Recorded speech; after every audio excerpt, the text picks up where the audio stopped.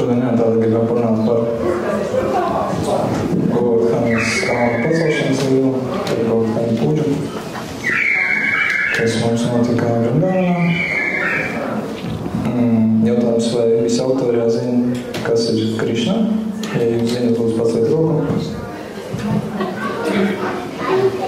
Viss tās karības un priekšas un otrs jautājums. Mums ir zināms, kas ir Vrindāvanas iedzīvotāji, kādas Krišnam ir attiecības ar Vrindāvanas iedzīvotājiem. Ja ir skaidrs, tad lūdzu pacelt roku. Bet kā vēl, kad pavisam īsti iesticēsim tādu, kad mēs sākam garīgo ceļu, tad parasti mums tiek ieteikts vienmēr apzināties.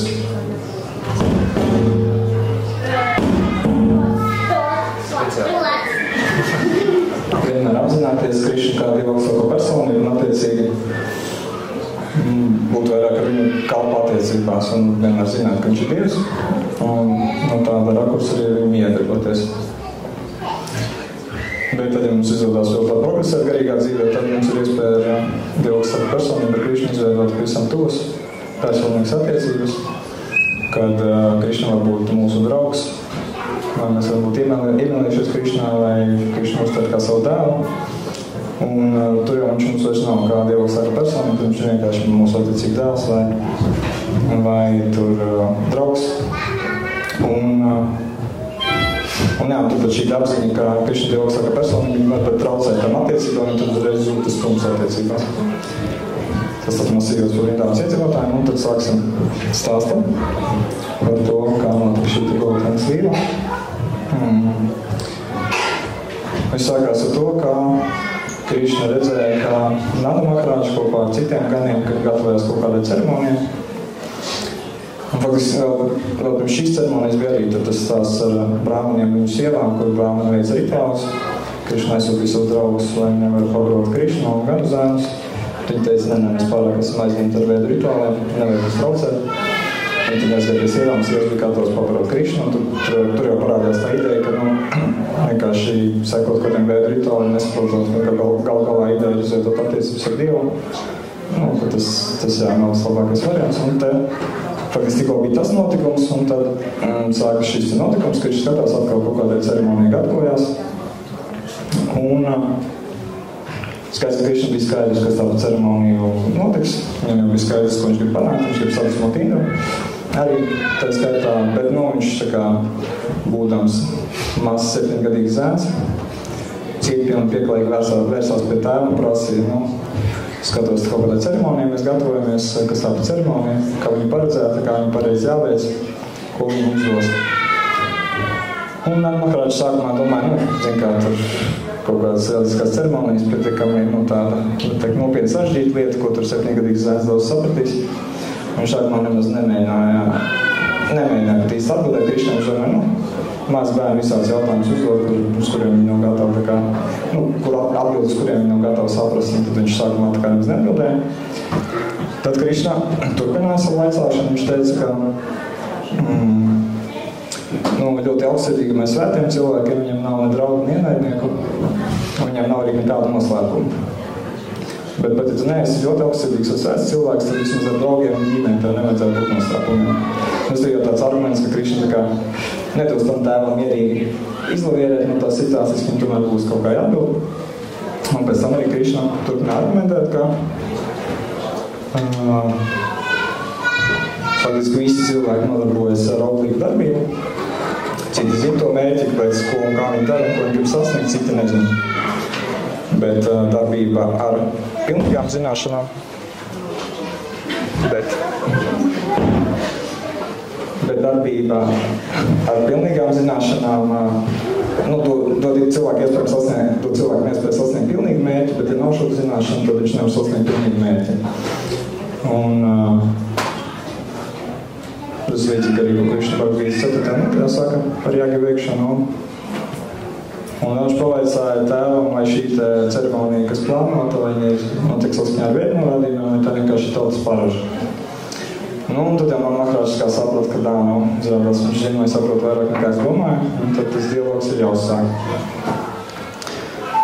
Un Nāna Makrāča atbildēja, ka, vairāk vai mazāk tā mums ir kļūdus tāda kā paraža. Mums ļoti liela loma spēlē lietas mūsu dzīvē, ar to mēs varam gan izaudzēt labību, pabarot lokus. Un savukārt lietas pie mums nonāk pateicoties debesu valdnieka Indra žēlastībai, kurš lej šo lietu. Un tā kā tas mums ļoti svarīgs un principā ļauj mums gan izpildīt reliģiskās ceremonijas, sasniegt materiālu labklājību, apmierināt jutekļus. Mums tā ir jāveic. Bez tās tā kā nekas no tā nebūs. Un faktiski viņš arī saka, ka ja kāds aiz iekārtas vai alktības vai bēlēm neveic šo ceremoniju, tad tas ir liels kauns. Krišņa to noklausījās un viņš turpināja argumentēt pretī. Bet pirms mēs tos viņa argumentus lasām, tad tā doma, kāpēc viņš vispār nevēlējās, lai tā jāgi notiek, ir tas, ka Indra kā viens no padieviem, no vienas puses vēlās ir tās padievu godināšanas aprakstīts, bet no otras puses viņas aprakstīts ar to mērķi, ka pamazām nonāc līdz izpratnē par Dievu un arī Dievu veidot attiecības. Bet tā vienkārši no tiem rituāliem, tie augļi, ko cilvēki saņem, pirmkārt, viņi ir laicīgi, pārējoši. Un otrkārt, ka tos augļus viņus jau faktiski tāpat dod Dieva augstākā personība, kā virsvēsele, un vienkārši caur padieviem tas notiek, respektīvi, nav īsti vērts caur padieviem, tad tas nav Dieva augstākās personības. Tas ir viena tā ideja, ko viņš gribēja pateikt, ka, jo sevišķi baklā nav jābūt padieviem, un otra ideja bija tā, ka viņš gribēja arī bišķi pārmācīt Indru, jo viņš bija nabaks bišķi salipojies. Iedomājas, ka, principā, viņš visu nosaka materiālā visumā un ka viss griežās par un ap viņu. Un tad Krišna, ko viņš sāka stāstīt Nanda Maharāžam, viņš faktiski sāka runāt kā ateists, jeb kā kādu no imāmas filozofijas piekritēs. Tad tā filozofija ir tāda, ka faktiski augstākais likums vai augstākais princips ir karma. Vienkārši ir jāpild savs pienākums, jādara tas, kas jādara, un tad attiecīgi tos augus, ko mēs nopelnam, tie mums arī dzīvē atnāk. Jo pat ja mēs tur veicam kaut kāds rituāls vai ko, ja mēs neesam izdarījuši to savu darbu, neesam strādājuši, tad Dievs vai Padievs mums nevar iedot nekādus augļus. Un ka vienkārši viss izriet no karmas, un Dievs vai Padievi, tad tā kā viņiem nav nekāds sakars. Uz to Nanda Maharāža kaut par vecākiem iebildi, kad īsti tā kā tomēr tā nav. Nevar pateikt vienkārši tikai visu izdara pareizi, un tad viss būs labi. Kā šī propāda raksta, ka principā arī Nanda Maharāža bija taisnība, jo, piemēram, reizēm kaut vai notiek pati labāka ārstēšanās, tu izdara pareizi, bet pacients tāpat nomirst. Arī reizēm vecāki ļoti labi rūpējas par bērnu, bet tāpat bērns pēc tam aiziet necos vai arī kaut kur nonāk un nomirst. Un kad bez tā tīri tā karmas likuma, bez tiem darba rezultātiem, ir vēl arī tā dievišķā ziņā, arī Dievs vai Padievi arī var iejaukties tajā procesā un vajadzīga arī viņu žēlastība, lai viss tiešām notiek kā vajag.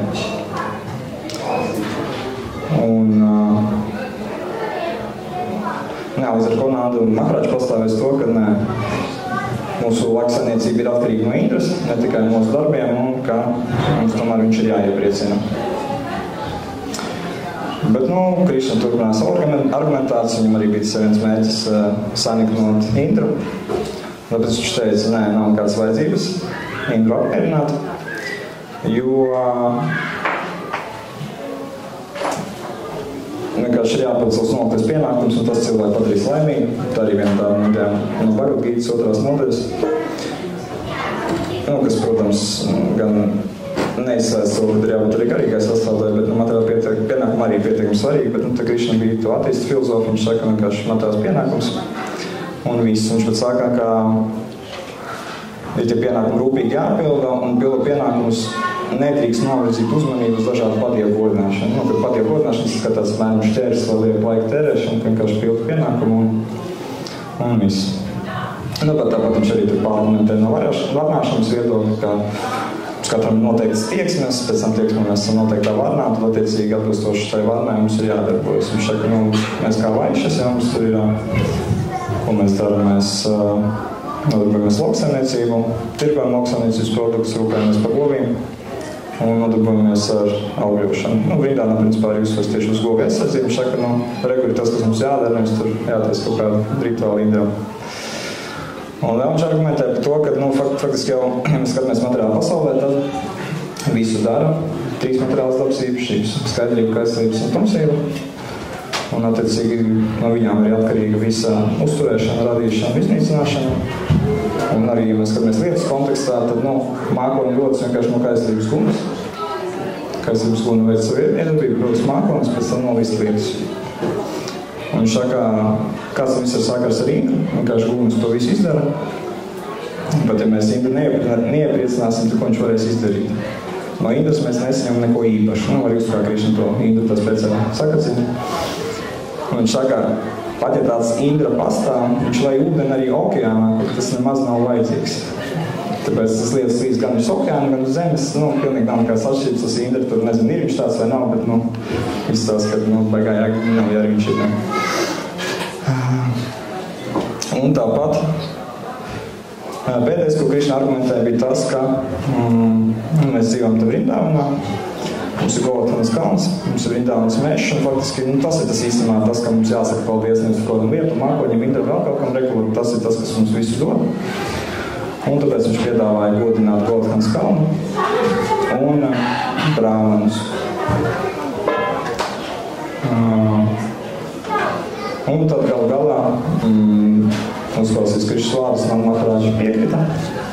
Sākumā viņš teica, ka, ziniet, tu gribi, mēs varam arī pagodināt Govardhanas kalnu, varam brāmanus pagodināt, bet, to darīsim citā reizē. Tagad uztaisīsim Indram jāgi, un tad pēc tam citā reizē varam uztaisīt to. Bet Krišs teica, nē, zini, tam arī Govardhana godināšanai, brāmanu godināšanai vajadzīgs daudz laika, daudz resursu. Labāk to, kas jau sagatavots Indras jēgai, mēs tagad liksim lietā tam. Un tad beigās Maharāģa piekrita, ka, labi, lai ir tā, kā Krišna saka. Un tagad mēs palūksim vēl pastāstīt par Govardhanas kalnu, par viņa lomu kā baktu, ko tad viņš dara, ko viņš dod, kāda ir viņa loma kā baktu. Ļoti interesanti, ka Govardhanas kalns ir ļoti no vienas puses skaidra, konkrēta personība, redzama personība. No otras puses, mēs lasām par dažādu skolotāju rakstīto un secinām, ka viņš ir ļoti īpaša personība. Un varbūt procesā, kamēr es lasīšu un mēģināšu pastāstīt par to, jums radīsies vēl kādas asociācijas, kāda vēl personība varētu būt šajā jautājumā līdzīga Govardhana kalnam. Tad pirmais, ko es varu teikt par Govardhanu kā baktu, ir Rūpas Gosvāmī teiktais. Viņš ir uzrakstījis skaistu dziesmu no Radhāma Govardhashtakam. Un 2. pantā tur tiek teikts tā: Ak, kalns, ko Vraģas dievietes, tavas slavas izbrīnītas, apraksta kā labāko kunga Hari kalpu. Tu, kas piepilda visu ar savu brīnumaino krāšņumu, lūdzu piepildi manas vēlmes. Un šeit tiešā veidā pie Govardhana kalna Rūpa Gosvami šajā te izpildījumā skaidri vēršas kā pie kunga baktas, kas ir ļoti interesanti. Vēl šajā pašā dziesmā viņš piemin apzīmējumu, kur tiek teikts, ka šis kalns ir kā draugs. Ja?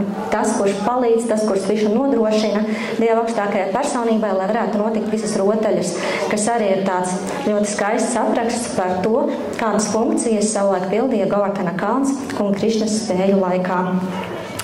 Vēl viens autors personību, uz ko mēs varam atsaukties, kad mēs runājam par Govardhanu kā baktu, ir Sanatana Gosvami savā Brihad Bhagavatamritā 1.1.7. Un tur tiek teikt šādi: Visa slava Girirādžam Govardhanam, ko Gopī dēvē par Haridāsu varju, jeb pašu lieliskāko no visiem kunga kalpiem. Tu esi klāt visā savā krāšņumā. Godinot šī Govardhanu, Krišna izbojāja Indras jagi. Un tajā pašā laikā šim kalnam ir milzīgs pārsvars un vara pāri pat kalnu kā Sumeru un citiem kalniem. Šī Govardhana ir ļoti svētīts, jo nemitīgi atradies pie kunga Krišnas rotaļu vietām, un tajā pašā laikā viņš šajā Govardhanas līlā atradies uz Krišnas lotosa pirkstiņa veselu nedēļu. Tāds arī apraksts no šīs personības. Tālāk varam pieminēt Šukadeva Gosvami no Šrīmada Bhagavatam 10.21.18, kur arī tiek minēts, ka no visiem baktām Govardhans ir pats labākais. Ak, draugi, šis kalns nodrošina Krišnam un Balarāmam kopā ar viņa teliņiem, govīm un draugiem visa veida vajadzības – ūdeni dzeršanai, mīkstu zāli, alas, augļus, ziedus un dārzeņus. Un šādā veidā šis kalns izrāda cieņu kungam. Šim kalnam Krišna un Balarāma pieskaras ar savām lotuspēdām, un tādēļ Govardhana kalns ir ļoti līksms. Tāds arī ļoti skaists apraksts. Vēl ko mēs varam pieminēt ir Raghunatha Dasa Gosvami, vienu no mūsu mācekļu pēstniecības skolotājiem, kas arī ļoti īpaša personība. Un tur viņš arī rakstījis savulaik dziesmu, slavinājumu Govardhanam, saucās Nīdža Pati Budža, un 8. pantā tiek minēts šādi.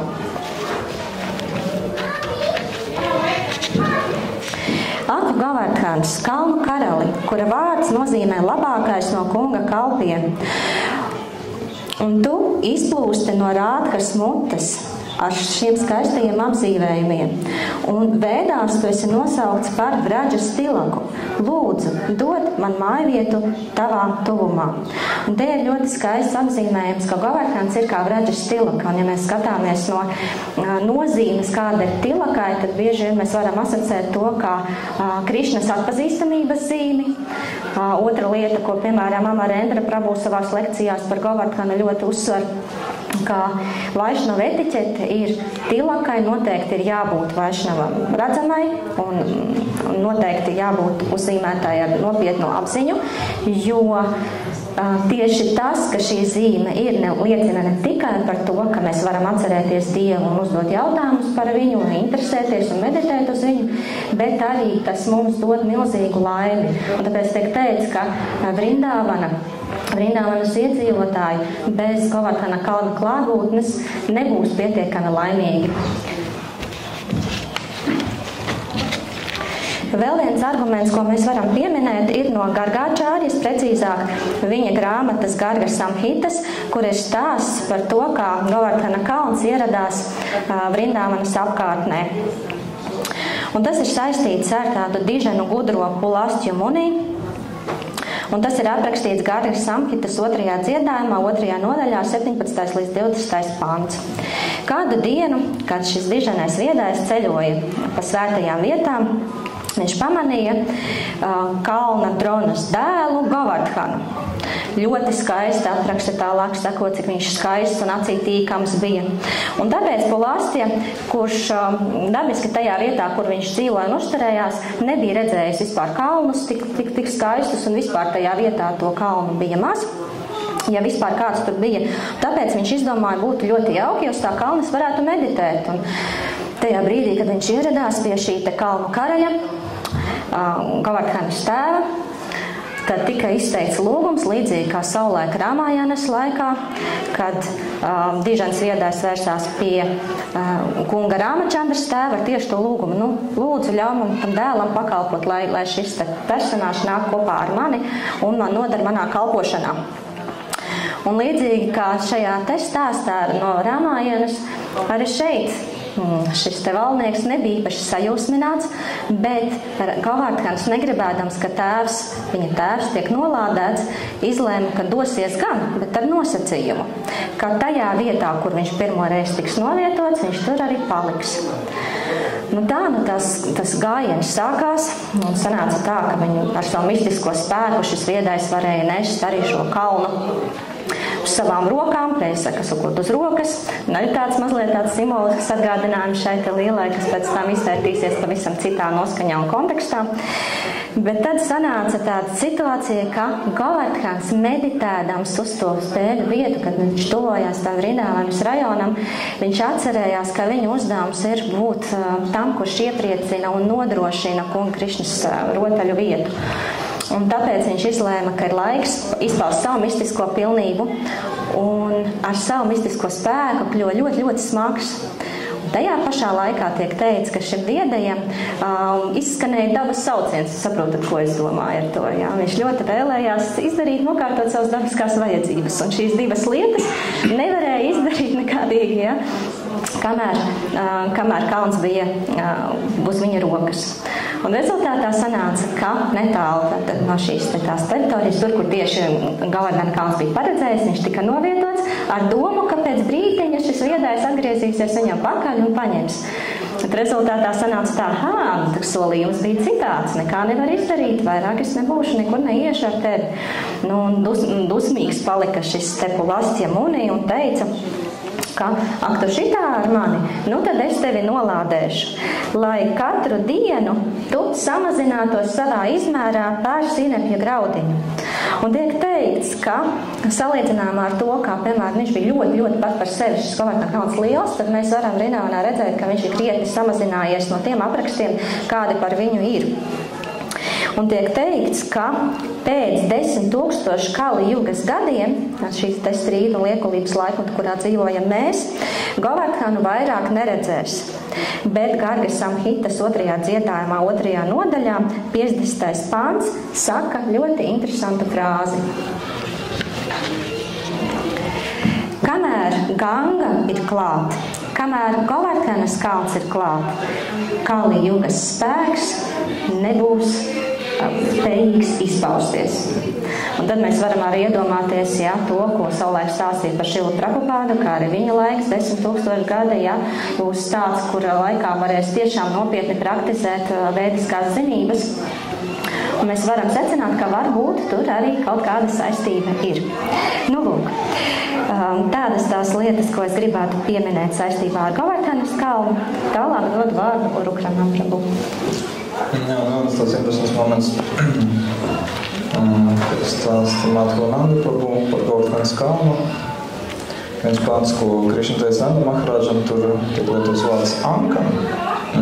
Tur vesels 4 nozīme. Tā viena nozīme, ka Anka nozīmē, tā kā, kad māte paņem bērnu klēpī, tā vieta, kur tas bērns tā kā, atrodas vai stāv. Tas ir tā ideja, ka tas Govardhanas kā Anka ir tas, ka viņš tā kā ir, kā visa pamats vai kā tas mātes klēpis, bez kura tā kā nekas nenotiek. Un tad tas salīdzinājums, ka Govardhans, viņš tā kā visa pamats, un attiecīgi runa arī par mātēm, ka viņas faktiski kopienā ir kā pamats. Viņas ir tās, kas investējās bērnos, viņus audzina, un tam tikai pateicu, tas ir kopiena tā kā var attīstīties. Un līdzīgi arī Govardhans, viņš faktiski, viņš ļoti daudz ko piedāvā, viņam ļoti daudz dažādas vietas, spēļu vietas, kur Krišna var gan ar saviem draugiem, gan ar gopītu pavadīt laiku. Un tāpat arī, kā mēs teicām, tur ļoti daudz kas saistīts ar govīm, ar goju aizsardzību Vrindāvanā, un lai govs varētu iedot pienu, viņam jāpēd zāli, un kur viņas to zāli ēd, to zāli arī dod Govardhanas kalns. Un es tīvi faktiski Govardhanas kalns ir tas, tā kā tas pamats, vai tāds ļoti nozīmīgs visa uzturēšanā. Bet līdzīgi kā ar mātēm, viņam ir tāda īpašība, ka attiecībā uz mātēm arī ir tāda lieta, ka parasti viņas ir ļoti nenovērtētas. Tā kā, kad viņi tur audzina to bērnu, kaut ko dara, panāk ceļās, tur maina autiņus, apkalpojas kaut ko dara, bet tas tā kā tur, tas notiek, es zinu, ka tas svarīgi, bet tas kaut ko paliek vienmēr fonā, tas arī tas piemērs, ka, nav citēts, ka tempļos, tur, kāds tagad, nezinu, pēc Mangalārti, jo pirms rīta programmas, kad slavināt, ka tā un tā māte, viņa tik stundas neglēja, rūpējas par bērnu, tā un tā māte, lai viņš tik pampērs vai vēl kaut ko, Tā vietā tur sludina to slavina viņas vīri, un viņš ir izplatījis tik un tik grāmatas vai kā, ka, tā kā tā māte vienmēr paliek kaut kur fonā, un, netiek galīgi novērtēt. Un arī tas gadījums, ka tur arī piedzimst tikko bērns, un Visi tāpat turpina nākt uz templi, nāk uz manu vārdiem, tad kāds pienāk vārdu viņam un saka, tev jau viss kārtībā 2 nedēļas uz manu vārdiņu neesmu redzējis. Jā. Gadījumā vai nav maijā, vai nav ilūzija? Jā.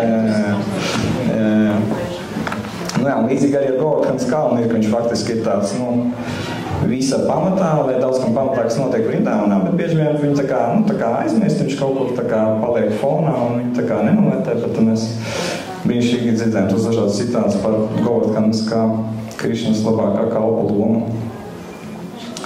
Tātad maz atkāpīt, atgriezīsimies pie stāstā. Tātad Krišna pierunāja ganus, netaisīt Indram jāgi, bet godināt Golgotkas kalnu un brāhmanus. Un tad Gana Krišna prasīja, kā mēs to procesu veicam, ko mēs darām. Viņš teica, tie graudi un gīgi, kas sagatavot jāgē, no tiem var sagatavot dažādus garus ēdienus. No piena produktiem var sagatavot dažādus garus ēdienus. Un tāpat vajag ielūgt brāhmanus, kas var skaitīt veidu himnas un zietojumu ugunī piedāvāt zietojumus. Tāpat brāhmanus vajag labi apdāvināt ar graudiem, ar naudu un tāpat arī par govīm vajag parūpēties, viņas vajag izrotāt un labi pabarot. Un tad vēl Krišna teica, ka, principā vajag pabarot visus vajadzēs pabarot. Viņš tā skaitā arī zemākos dzīvniekus, kā suņus un arī nepieskaitāmos čandāls.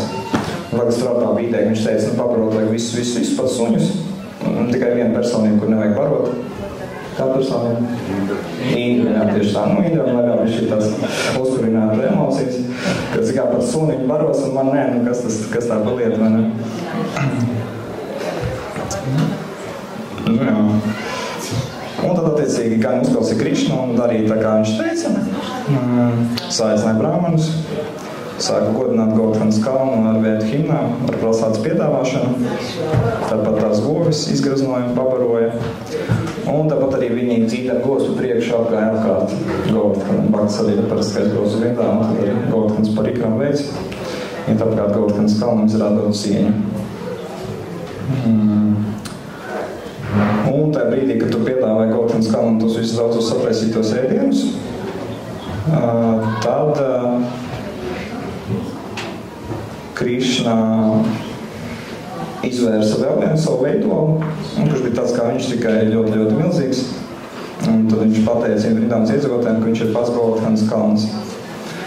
Un viņš to darīja, lai bakta zinātu, ka, lai gan viens puses Golgotkas kalns ir Krišnas bakta, no otras puses Golgotkas kalns neatšķiras no paša Krišnas. Un tad šis lielais Krišna Golgotkas izpausmes, viņš sāk ēst tos daudzos veidolus.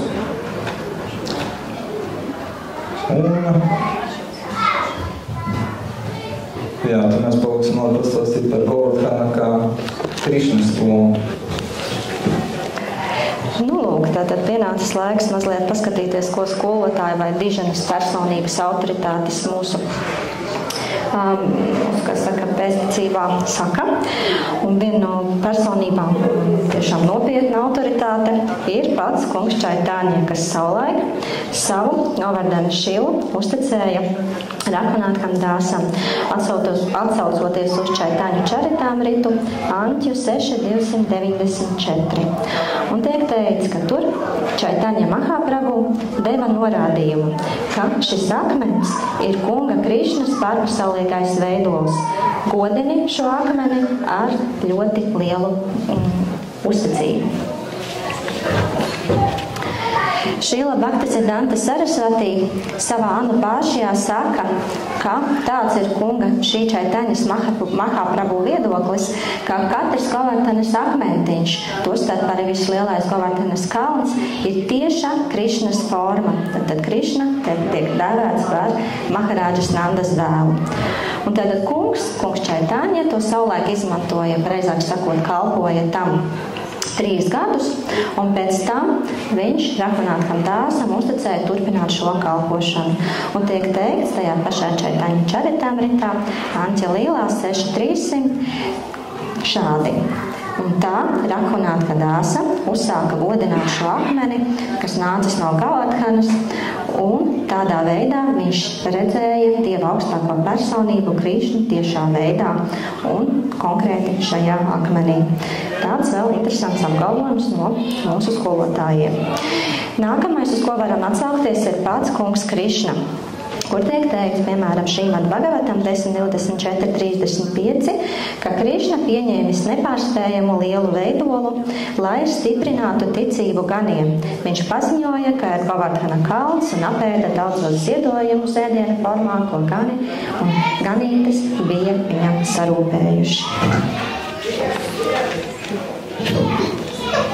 Un tiek teikts arī turpinājumā šim pašam Šrīmad Bhagavatam pantam, ka kopā ar Raģas ļaudīm kungs noliecās šim Govardhana kalna veidolam, lai izrādītu cieņu. Un tāpēc sanāca, ka viņš izrāda cieņu pašam sev. Un tad viņš teica, lūk, paskatieties, kā šis kalns ir parādījies kā personība un tādā veidā dod mums savu žēlastību. Vēl mēs varam atsaukties uz Gargāčārijas, to pašu darbu Garga Sampita 10.14, kur tiek teikts, ka slavējamais Govardhana kalns, valdnieks no kalniem, ir kunga Krišnas personīgā forma. Vienkārši redzot to, tiek sasniegts pārpasaulīgais dzīves mērķis, atgriešanās pie Dieva. Un tāpēc, ja paskatās, ko mēs jau iepriekš runājām par Govardhanu kā baktu, un tagad, runājot par atsaucēm uz viņu kā Dieva augstāko personību, mēs varam izdarīt zināmus spriedumus, līdzības savilkt, paralēles ar kunga Čaitaņas noskaņu, ka kungs Čaitaņa arī vienlaicīgi bija Dieva augstākā personība, tajā pašā laikā viņš ļoti izpauda šo paša devību.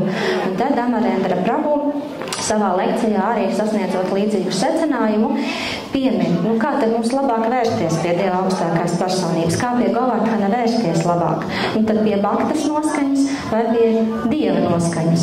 Un tad tiek atsauca uz to, ka kungs pats savulaik ir teicis, ka tas, kurš godina viņu tieši, nav viņa bakta, bet tas, kurš godina viņa baktu, ir viņa bakta. Un tāpēc tiek teikts, ka ļoti Dievam augstākajai personībai, kungam Krišnam patīk, kā pie Govardhana nereti vēršas kā viņa baktas, kā viņa labākā drauga un palīga. Tāds arī interesants skatījums par šo tēmu. Arī Krišna. Jā, šeit galvāt arī apraksta šo Govardhanas kalna akmeņus, ka viņi neatšķirs no paša Krišnas un ka bieži vien arī baktas ņem šos akmeņus un godina viņu, un šī godināšana neatšķirs no Dievības godināšanas, un arī šodien apišēkā mēs arī mazgājām Govardhanas kalna akmeņus, kas nav atšķirīgi no Krišnas.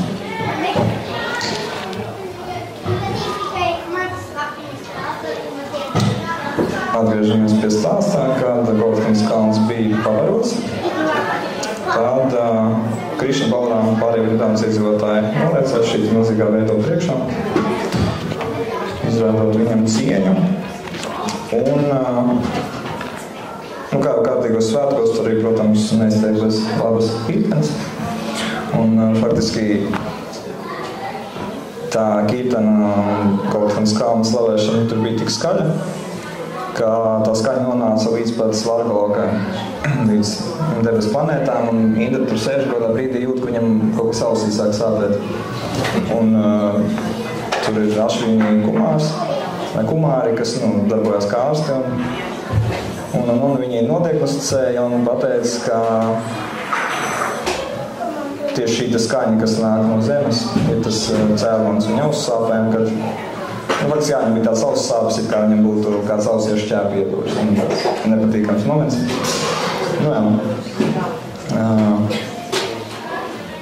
Un tad arī Indra gribēja saprast, kā tur, kas tur tieši notiek uz tās zemes, un viņš aizsūtīja Marutus Dievu pārstāvis, tā kā pastīties, kas tur īsti notiek, un viņi atnāca atpakaļ un ziņoja. Viņi saka, Indram, piedod mums lūdzu, mēs tikai ziņojam, mēs negribam lieki sakaitināt. Bet lieta tāda, ka tā godināšana, kas parasti tev notiek godināšana, viņš šoreiz ir 100-kārtīgi lielāka, bagātīgāka. Tikai problēma tāda, ka viņi negodina tevi. Un viņi prasīja, ko tu viņi godina, viņi tā, mums tā kā negribās teikt, bet faktiski akmeņu kaudzi. Un Indram atkal viņš pilnīgā šokā neizpratnē, tā dusmas tikai auga.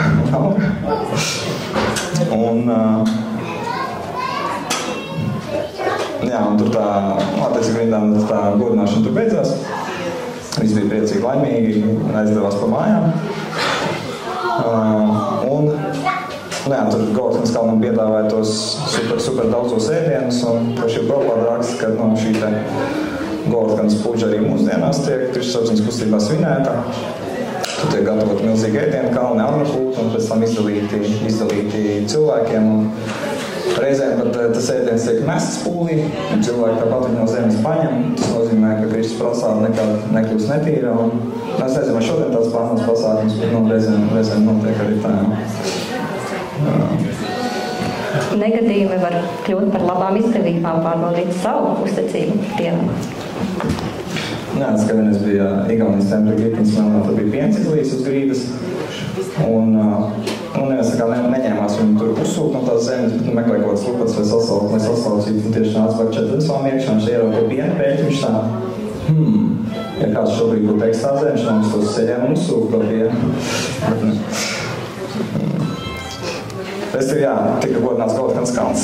Govis, brauni, tas viss pasākums beidzās, un visi bija priecīgi, visi bija laimīgi. Gandrīz visi, jā, viens personāžs bija ārkārtīgi nelaimīgs.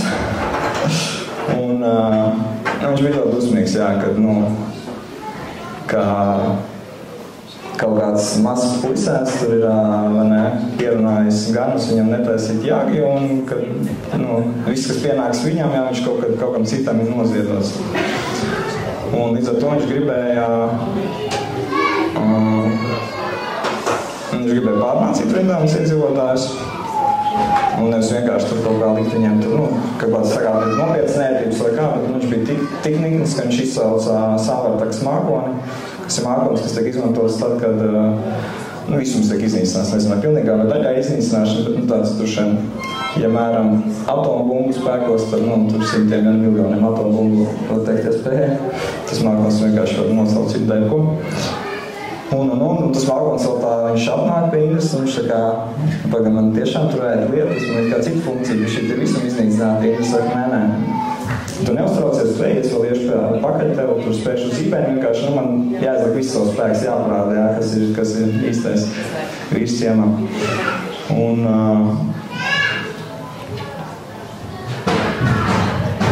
jā, es indagāju kā rindēnās, ka rindāns iedzīvotāji kļuvuši tik nekaunīgi, ka savu draugu Krišnas parasti cilvēki sakūdīti, un viņi šitā te ir izrīkojušies un uzdrīkstas izaicināt patievus. Tad viņš tur sprieda, ka viņi ir izaicinājuši patievus, par to viņi cietīs materiāla esamībā, un ja viņi mums nedziedot, tad viņi arī nespēs šķērsot materiālo ciešanu okeānu. Nestīvi, jā, tā kā Indra bija skaidrs, ka viņš to visu nosaka, un viņš liks viņam ciest par viņu kļūdu. Kad bez manas gādības pat atbrīvi nesaņemsiet cienījamie. Jā. Jā, un tad viņš tur tālāk arī tā. Zinot īsto situāciju, mazliet tas uzjautinoši, ka viņš saka, ka viņi pārliek brīdāms iedzīvotāji pārliek salapojušies ar savu materiālu bagātību un kopā ar savu mazo draugu Krišnu jūtas ļoti droši. Un Krišna domā, ka viņš ļoti daudz zina, bet patiesībā viņš vienkārši mazs pļāva. Viņš neko nesaprot no kosmiskās kārtības. Te, protams, lomas ir apmainītas, bet gadās arī tā. Jā. Un viņš faktiski bija apņēmības pilns vienkārši visus rindāmas iedzīvotājus nogalināt. Visus dzīvniekus, visas godu, pilnīgā iznīcībā. Un galvenajam bija tās plāns, ka viņš gribēja sākumā nogalināt visus, izņemot Nandu Maharādžu. Un tā ideja bija tāda, ka Nandu Maharādžu bija tas, kurš tā kā deva to galvā izlēma, ka mēs netaisam Indras jāgrib. Tāpēc viņam ir jāredz, kā viņa dēļ nomirst visi rindāmas iedzīvotāji, visas govis. Viņam jāsaprot tā savu kļūdu, un tad arī viņu mēs piebeigsim. Principā neviens dēmons nav bijis ar tik trakiem plāniem, kā šeit debes valdnieks Indrē, Krišnas vaktā. Un tad viņš aizsita to samartakas mākoni. Brindāmā sākās ritīgs lietus, spēra zibenis, rībēja pērkons, pūta stiprs vējš. Visi sāka salt, tur sanāca mākoņi, lietas jau bija salīts, es nevarēju saprast, kur ir pauguri, kur ielējas, un jau tas ūdens tuvojas kaut kādā kritiskai robežai, ka varbūt jau tur kāds varēja sākt slīgt. No brīdāmas iedzīvotāji, ko viņi attiecīgi dara, brīvs un brīdī viņi vērš pie Krišnas, pie kunga Govindas, kurš dod prieku jutekļiem, kurš aizsargā govs un lūdza, kā lūdzu pasargā mūs no Indras dusmām.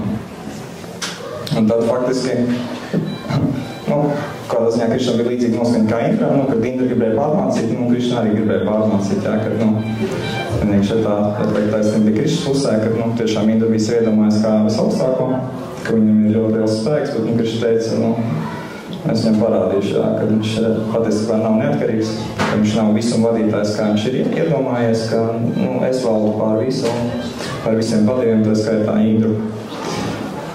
Un pat cik padievi ir mani baktas, tad nedrīkst aizmirst, ka esmu visaugstākais, bet Indra tā vai citādi ir aprēķinājusi viņa vara. Un tāpēc man ir jāpalīdz viņam tikt vaļā no šī te lepnuma. Un, protams, jāsasargā arī brīvdāmas iedzīvotāji mani baktas. Un attiecīgi Krišna, ko viņš izdarīja, viņš aizgāja pie Govardhanas kalna un ar vienu roku pacēla šo te Govardhanas kalnu. Nezinu īsti tās dimensijas tā laikā, cik kilometri viņš tur garš un cik tur plats, bet tāds diezgan lietas tiešām tā. Un tiek salīdzināts, ka tas, kā viņš pacēla Govardhanas kalnu ar vienu roku, bija gluži tāpat kā bērns paceļ no zemes sēni. Tā kā vienkārši ņem to sēni un paceļ. Un tāpat arī Krišna pacēls Govardhanas kalnu. Un tad faktiski izveidojās tāds no Govardhanas kalna tāds smuks lietusargs.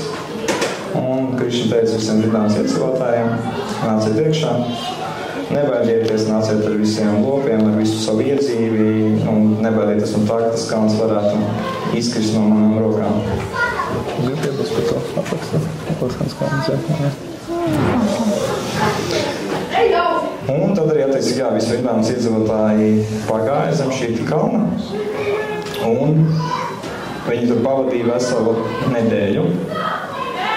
Un viņas tur nemocīja ne izsalkums, ne slāpes, ne arī kādas citas neērtības. Tur bija vienkārši super labāki apstākļi, tas lietas, kas tur kaut kur ārā lija, viņš tā nekādīgi neskāra, vērš tur arī netika iekšā, un vienkārši viss bija superīgi. Un, savukārt no Indras viedokļa, tā situācija bija tāda, ka viņš tur sāka sūtīt tos lietas virsū un spēt tos zibeņus. Un tad aizsūt tos atkal marutus, pastīties, kā tur kas tur notiek. Un viņi sākam aiziet un saka, ka, izsās, ka viss ir labi, viss tur pludo līst. Vienīgi tas Govardhanas kalns kaut kā pacēlēs uz augšu. Bet aizsās tur viss beig forši, man liekas, tur jau visi jau sen noslīkuši, tur mierīgi. Indra tā kā priecīgs par tādu ziņu, bet pēc brīža viņš saka, ziniet, varbūt tomēr aiziet vēlreiz pārbaudīt, ka tiešām, tur viss ir tā kā es plānoju. Tad viņi aiziet vēlreiz un saprot, ka zem tā Govardhanas kalna kaut kas notiek. Viņi saprot, ka tur, faktiski tāda jautra balīga notiek, visiem viss ir labi, un visi varbūt neviens nav aizgājis bojā, tur bija teksts, ka neviens koks tur nav nolūst, nekas tur vispār, visiem viss ir kārtībā.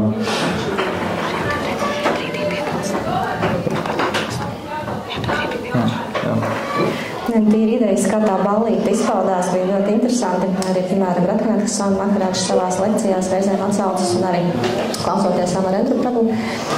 Tika teicis, ka Govardhanas Krišnam par godu izpauda tādu īpašu darbu, viņiem rotātu piedestālu, kura viņam stāvēt un to savu funkciju veikt, un apkārt bija amfiteātri, tur bija skaistas mūzikas fonā, un tur ļoti, ļoti daudz visādu greznību un ērtību, neviens nejūtās izsalcis, neviens nejūtās izslāpis, tur bija īpaši garšīgas sulas un visādi ēdieni. Un vēl, kas ir ļoti īpaši, kādēļ visi bija tik ļoti, ļoti sajūsmināti, ka visi varēja Krišnu redzēt vienlaicīgi, kas salīdzinoši parastos apstākļos bija reta parādība. Restīvi Indra, viņš tur sāka likt lietā visu savu arsenālu, kas viņam tur vien ir. Neesmu beigais eksperts tur visos viņu ieročos, bet, restīvi viss pēc kāds viņš tur lika lietā, bet tiem arī tāpat ziņoja, ka, nekas nemainās, nekas tur šautur, ko gribi, tur nekas sliks nenotiek. Tad tā kā beigās Indra sāk domāt, laikam jau, bet ja man tie paši stiprāki ieroči nespēja neko izdarīt, tad jau laikam tur ir kungs Višnu iejauts. Viņš ir atnācis uz zemi un arī tur visu aizsargā.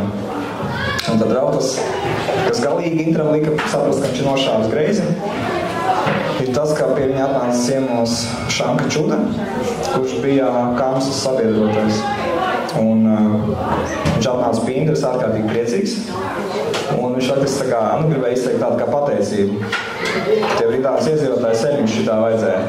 Vienkārši super tu esi izdarījis. Mēs jau sen tā gribējām, un tā kā mēs, gribam pateikt tev paldies. Mēs pilnībā atbalstām to, ko tu esi izdarījis, un vienkārši viss ir ideāli. Un tā brīdī tāds Indra aizdomājās, ka Kamsa, lai viņa pārstāvs nāk un teikt paldies, tā kā, mēs tā kā esam vienā komandā. Viņš tā domā, paga. Un tad viņš saprot, ka kaut ko es galīgi esmu aizrāvies. Tāds viņam bija tas pamošanās brīdis, viņš saprot, ka viņš, galīgi ir pārsteidzies. Un tad viņš saprot, ka, jāsauc prom tie visi mākoņi, jābeidz tur tie slepkavības mēģinājumi. Un tad viņš atsauc visus tos mākoņus. Visu atkal tad tas lietas norimās. Upēs ūdens nokritās, un tad bija pagājis tā vesela nedēļa.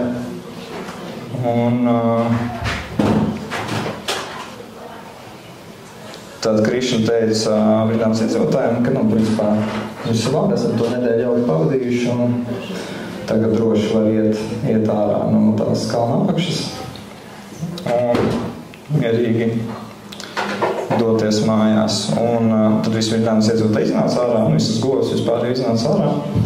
Un tad Krišna uzmanīgi nolika to kalnu, un tur vēl aprakstīts, ka tā kā te visi brīdāms iedzīvotāji skatījās, kā Krišna to kalnu noliek vietā, bet neviens no viņiem tā arī nesaprata, kā viņš to īsti izdara. Iedomājies, tas tāds, parasti cilvēki iznāca kaut kilometriem garš kalns, kā viņi tur var nolikt vietā. Es piemēram nestātos priekšā, es nezinu. Bet viņš tā lēnām uzmanīgi viņu tur nolika, un tad savukārt brīdāms iedzīvotāji atkal viņi bišķi tā kā satraucās par Krišnu un arī rūpi pilni, ka kā viņš veselu nedēļu ir tādu baigo svaru turējis un kad viņa maigais ķermenis noteikti ir no tā potenciāli cietis, vai kā viņam bija tā vēlme viņu kārtīgi apčubināt pēc tam. Un tur attiecīgi gan māmiņa Jašota, gan Nanda Maharāža, Rohini, kungs Balarām un arī daudz citi nāca viņu tur apskaut un pamasēt un pamīcīt. Un tāda izrādīt savu mīlestību.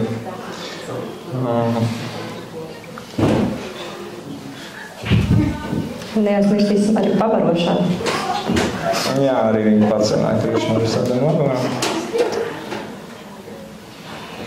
Un tad kāds mēdz būt Krišna spēlēs pēc tās kalnu nolikšanas tur no dažādām planētām Sithaloks, Gandharloks, Čaranloks atskanēja tur savas dziesmas, ziedi bira un gliemžnīcu pūšana.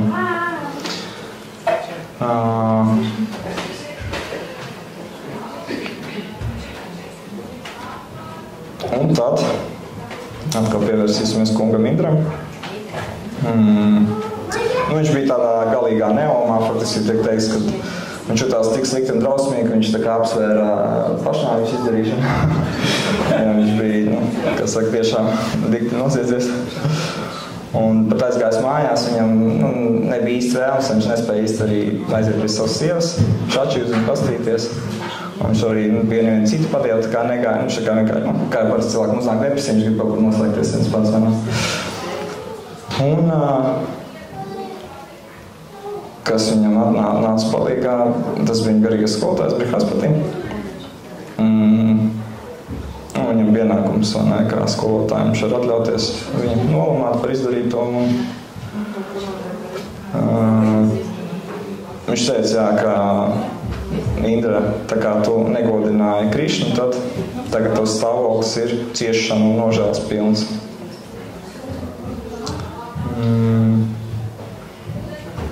Un arī viņš teica Indram, ka, lai gan tev ir 1000 acu, jo Indram ir savs 1000 acis, viņš tā kā var labi visu novērot, neskatoties to lielu acu skaitu, tev bija pārņēmis tāds apreibuma aklums. Tur vēl tāda vārdu spēle, ka Indram ir tāds vārds kā surēša, kur sadalīt kā sura un īša. Īša pavēlnieks, sura padievi, Indra kā padievi pavēlnieks.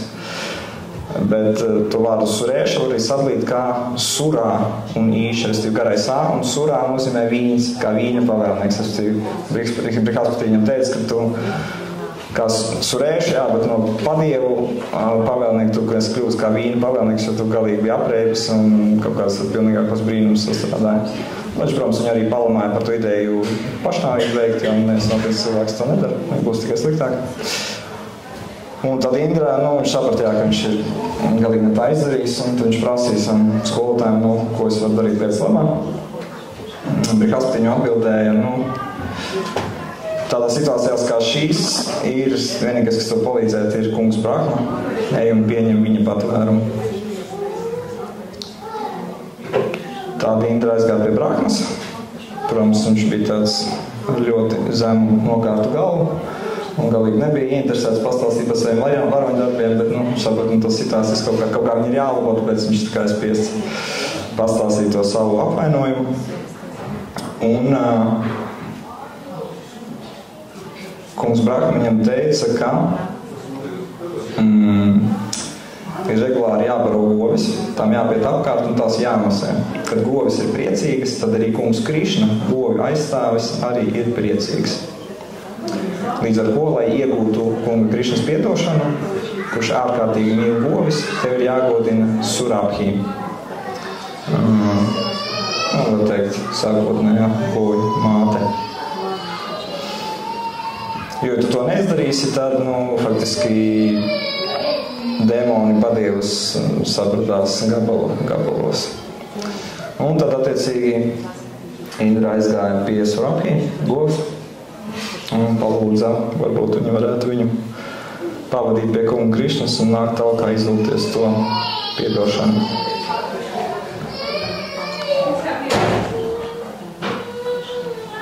Un tad viņi arī, Indra kopā ar Surabhī govi devās pie Krišnas uz Vrindāvanu, un viņi arī tur noskatīja tādu brīdi, kad Krišna ir viens pats, ka viņam nav nekāda tur pūļa apkārtē, un tomēr tāds ļoti delikāts, nērts gadījums, nērta situācija, un tā kā negribās tā liek, kāds vēl to tur klausās to viņa bērnu stāstu, un tad viņi tur aizgāja, un te jau Indra, protams, ka apzinājās, ka viņš ir Krišnas kalps. Attiecīgi viņš nostājas Krišnas priekšā ar slēgtām rokām un sāka skaitīt lūkšanas. Kā tas grāmatā par Krišnu ļoti daudzos vietās, kur šīs lūkšanas tur ļoti bagātīgi un pietiekami gāri tiek aprakstīts Krišnas stāvoklis, ka viņš ir augstākais valdnieks, augstākais skolotājs, ka viņš ir pilnībā garīgs, viņu nespēja skart matērija, arī viņa mājvieta nespēja skart materiālas īpašības, gan viņa vārds, slāvā, veidols, īpašības un spēles, viss atrodas ārpus matērijas ietekmes. Trīs materiālas dabas gūnas nekādīgi nevar viņu ietekmēt. Un arī, tā kā viņš atnāk uz materiālu pasauli, viņš arī nepieņem nekādu materiālu veidolu, saglabā savu garīgo veidolu. Un tie, kas domā, ka viņš pieņem materiālu veidolu vai matēriju kaut kā ietekmē, skaidrs, ka ir ārkārtīgi liela ilūzijā. Atkal tāds Bhagavad-gītas viņš tās tēmas paceļās tajā sarunā. Un, respektīvi viņš sāk to savu lūkšanu ar Krišnas slavēšanu. Uzskaita tās, tā kā faktiski parāda, ka viņš saprot. Tagad viņš saprot, kas ir Krišna. Iepriekš viņam kaut kā likās mazliet citādāk, ka parasts cilvēks. Maz puisēns, kurš par daudz muti palējas, bet jau viņš... Mazliet citādāk, jā. Mazliet citādāk, jā. Un diametrāli pretēji viņam tas skatījums tur kļūst. Un, un tad viņš tā kā grib izlūgties to Krišnas piedošanu. Un tad viņš sāka, ka, šajā pasaulē ir daudz tādu nejēgu kā es, kas uzskatā sevi par visaugsto kungu, par šī visuma varano. Viņš atbildīgi saka Krišnam, tu esi tik žēlsirdīgs, ka šāds nejēgas, ka tu viņus nesodi par apvainojumiem, bet gan iznīcini viņu viltu slēpni un līdz tiem saprast, ka vienīgi tu esi Dieva augstākā personība. Protams, tev kā augstākajām tiesības sodīt jebkuru būtni, līdzīgi kā attiecīgi tēvs dēlu arī viņš no vienas puses vēl labi, bet no otras puses viņš raksta, tas viņam labāk var viņu sodīt, vai arī kas skolotājs mācekli, vai valsts galva pilsoņus, ka, lai gan viņi vēl labu, viņam ir arī tā opcija sodīt, ja viņi tā kā redz, ka tas būtu labvēlīgāk.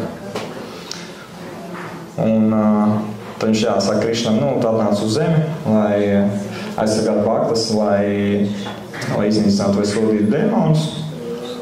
Un tieši arī tos, kas sevi sauc par Dievu, tādus neēgus, tu gribi pārmācīt. Un taču es netik daudz akcentēju to dēmonu iznīcināšanu, cik to ka Krišna būtam žēlsirdīgs šādus te nejēgas, kam ir nepareizs priekšstats, ka viņš dod viņiem savu žēlstību, pārmāca viņus, un tad jau viņi arī nonāk līdz tam, ka viņi sāk kalpot Dievam. Restīvi, kas Krišnam stāsts, tos nolūks jau nav vienkārši kā tur skarbi sodīt, bet es gribu tos skaudžus sodīt, lai viņi sāktu kalpot tam lotspēram. Tāds tavs gala mērķis. Un tāpēc viņš Krišnam lūdz, ka lūdz dod man svētību, lai es vairs nedarītu tādas muļķības. Bet ja tomēr tu domā, ka šis apvainojums ļoti liels un nav piedodams, tad lūdzu atceries, ka esmu tavs mūžīgais kalps. Tu atnācis aizsargāt mūžīgos kalpus, iznīcināt dēmonus, un tā kā es tavs mūžīgais kalps, tad es lūdzu piedod man. Viņš tā. Viņš baidījās no tā ļaunākā iznākuma, tāpēc centās visādi izlūgties to Krišna žēlstību, lai tomēr tā kā viņu piedotu. Un viņš arī, protams, arī tas svarīgais moments, ka viņš apzinājās, ļoti labi tajā brīdī apzinājās to savu kļūdu, un viņš arī stāstīja, ka savā briesmīgā neziņā es biju uzsūtīts Vrindāvanai Lietuvu, kur uzsūtu pērkonu, zibeņus un vispārējo, un nodarīju lielu postu. Un to dusmu pamatā bija tas, ka tu apturēji ziedošanu, kas tika rīkot man par prieku. Bet tomēr tu esi ļoti labs, ļoti žēlsirdīgs, ar savu žēlstību tu esi sagrāvis manu viltus lepnumu, un es gribu rast patvērumu pie tavām lotus pēdām.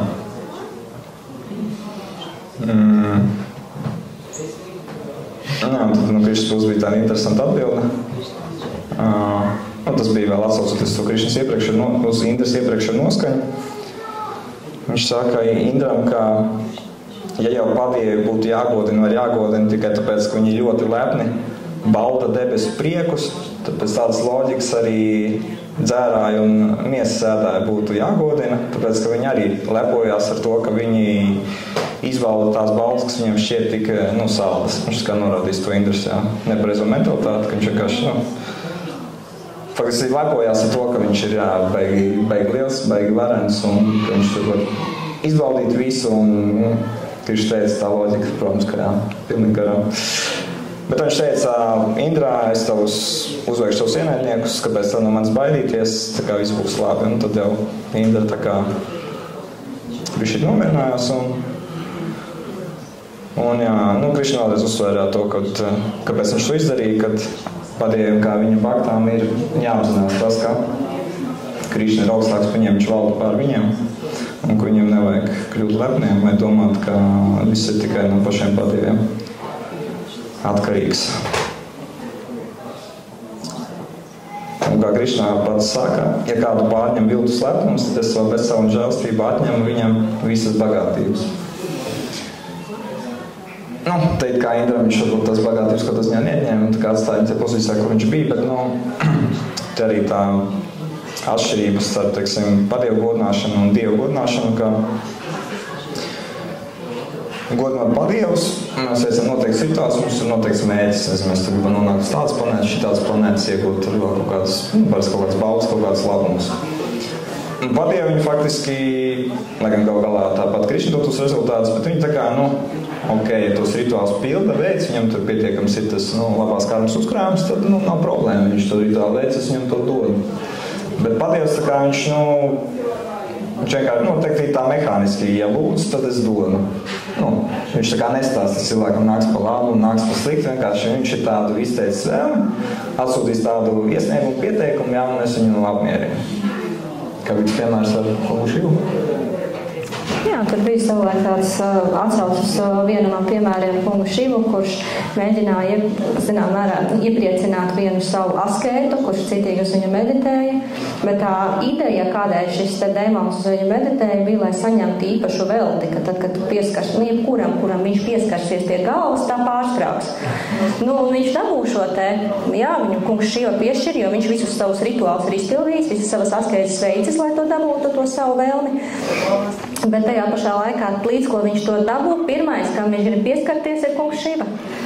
Pārbaudīt. Jā.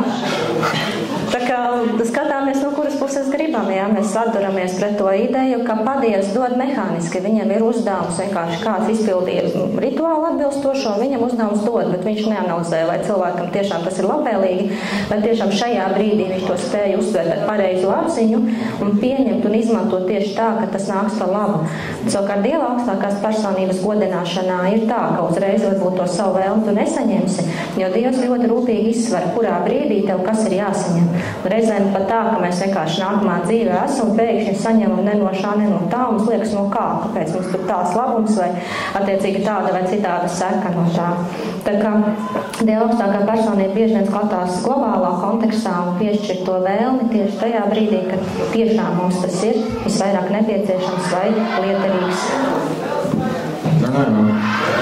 Arī salīdzinām, it kā vienalga mēs vēršamies pie Dieva, vēršamies pie patieviem, tā kā, abos gadījumos Dievs ir tas, kas, ja tas, īstais devēs, te jautājums, bēg atšķirīt, tāpat Dievs iedod, to, kur galvā es vēršos, kāda atšķirība, tieši ir tā atšķirība, ka patievs viņš vienkārši, izdarīt to, ko vajag saņemt, bet Krišna, ja vēršās pie viņa, viņš uzreiz ir ieinteresēts tajā, personīgas attiecībās miedarbībā, un ja tas, padievs, viņš var teikt, ir tāds, tas mehānisks vai tīri tāds vēsts, vienkārši izdarīja, pienākas, saņem. Bet viņam tā kā, teikt, viņš neskatās, neaizdomājas tālāk. Viņš vienkārši pienākās, nav problēma. Bet Krišna, viņš ir personīgāks, un pie viņa vēršās, viņš uzreiz personīgi atsaucās, tāpat kā Bhagavad-gītā, viņš saka, 4.11.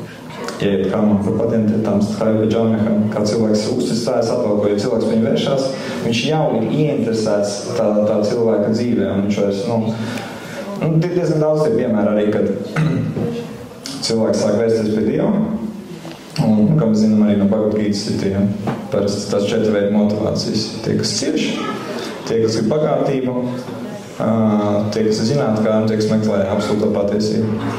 Un tad bieži vien ir tie, kas vairāk tāda ciešana vai naudas gribētāja kategorijā, ka viņam it kā tā situācija dzīvē nav tā labākā, un viņš varbūt pat diezgan izmisīgi jāvēršās pie Dieva, kad viņš kā grib no tām ciešām tikt vaļā vai tur uzbūt to finansiālu stāvokli.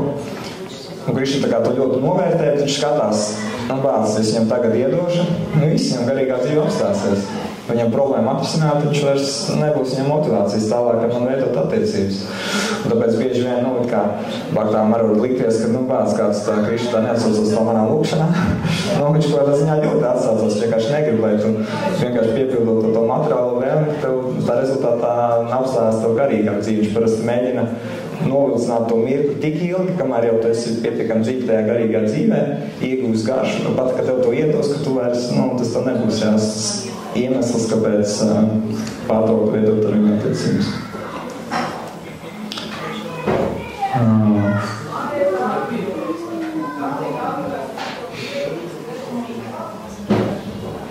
Tā mācības labāk.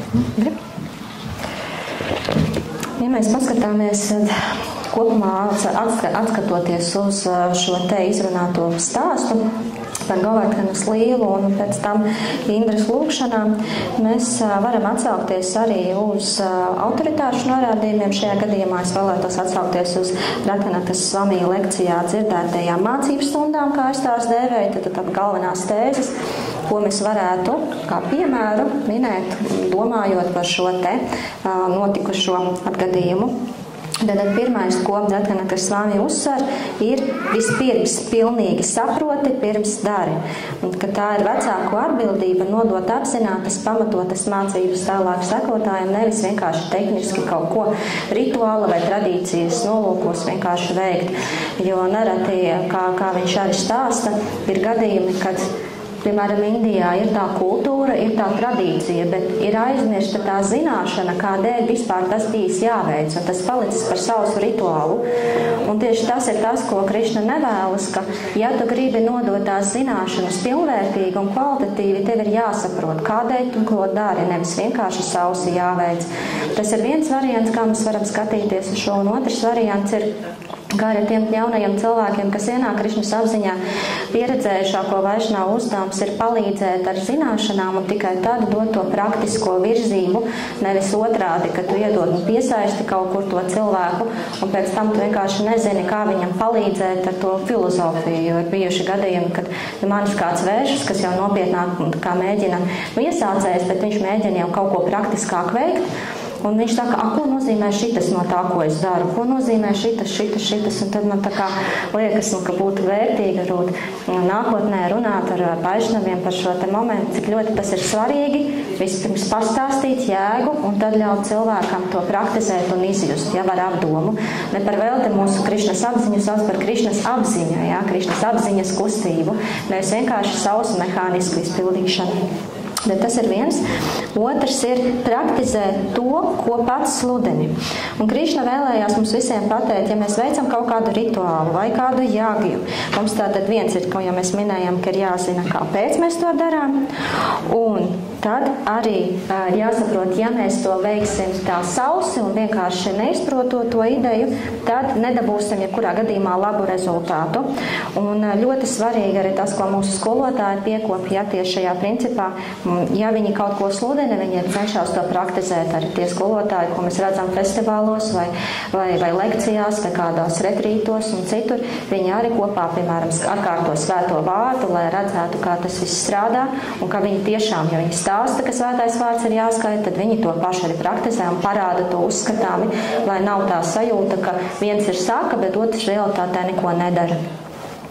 Vēl viens, ko mēs varam pieminēt, ir no Krišnas argumenta, arī atsaucoties Radhanaka Svami stāstīto, ka Krišna vēlas nostiprināt saviem baktām, ka pret viņu ir vērsts apvainojums tad, ja viņa klātbūtnē mēs godinām padievus. Tas nozīmē, ka ideiski mums ir jāsaprot, ka Dieva augstākā personība ir visu padievu saimnieks, visu jāgju galvenais, visu jāgju rezultātu galvenais saņēmējs, un tādēļ nav vajadzīgs atsevišķi godināt kādu padievu, lai saņemtu to rezultātu, bet tieši otrādi, godinot Dieva augstāko personību, mēs apmierinām visus padievus, mēs izpildām visa veida jāgies, un mēs galu galā saņemam to augstāko labumu, kas ir Dieva augstākās personības iepriecināšana. Kaut vai atsaucoties ar interesantu stāstu no Mahābhāratas, kur interesantā kārtā sanāca savulaik tāda banda, tie 5 brāļi ar savu sievu atradās izsūtījumā, un šeit sievai Draupadi bija īpašs draugs piešķirts, kurš vienmēr bija pilns ar ēdienu līdz brīdim, tas attiecās uz konkrēto dienu, kad viņa ir pēdus, un pēc tam uz to dienu šis draugs vairāk neražoja. Un šo te īpašo lietu zinādams, Duryodhana, viņu tāds zināmā mērā pretinieks, paaicināja tādu diženu viedo Durvāsa Muni, kas saistījās vienmēr ar dusmošanos un tādu pietiekami lielu ātru nolādēšanu, tad pietiekami straujas raksturs šai personībai bija. Un šis personība tika paaicināta aiziet pie maniem tiem mīļajiem radiniekiem uz izsūtījumu, un tieši tajā laikā, nesakot, protams, ka tajā laikā konkrēti šis draugs jau vairs nedarbosies. Un tā ideja, ka viņš tieši aiziet ar saviem lielajiem mācekļiem, Durvāsa Muni, tur ierodās ar tādu pompu un visu, un Draupadi nezina, ko tagad darīt un kā, bet tajā brīdī viņai pirmā doma, palūkšu Dieva augstāko personību. Un kā zinādams, ka viņa vakta ir nonākusi nelaimē, Dieva augstākā personība tajā brīdī parādās, un ar viņas svētību tiek aizsūtīta šie te Durvāsa un viņa mācekļi mazgāties. Ar to domu, ka pēc tam viņi tiks pabaroti. Un tā interesantā ideja, ka tajā brīdī, kamēr šis skolotājs saviem mācekļiem mazgājās, Dieva augstākā personība saka, klausies, tev tajā trauciņā nav kāds aizķērības, kāds graudiņš, kāda dārziņa gabaliņš, kaut kas. Viņš saka, nekā jau mazgāja, bet var paskatīties.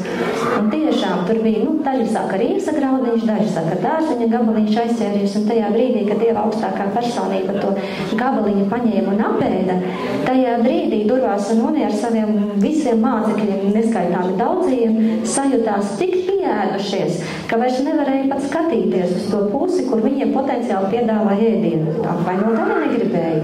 Un tad pat tika teicis, ka Krišna sūtīja vienu no šiem brāļiem speciāli uz to ūdeni, kur viņi mazgājas, teica, nāciet, jums jau viss uzlikt, jums tikai jāiet ēst.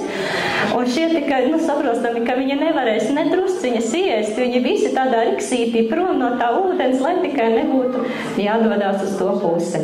Bet šeit arī tāds viens interesants moments, jā, kad Dieva augstākā personība spēja pati būt pabarota kaut vai ar to mazo niansīti, mazo raudiņu vai dārzeņa gabaliņu, ja vien tas ir dots viņu ar mīlestību, un otrs, ka pēc tam arī visas citas dzīvās būtnes var iegūt pilnīgu apmierinājumu. Tas tāds viens no stāstiem šajā sakarā.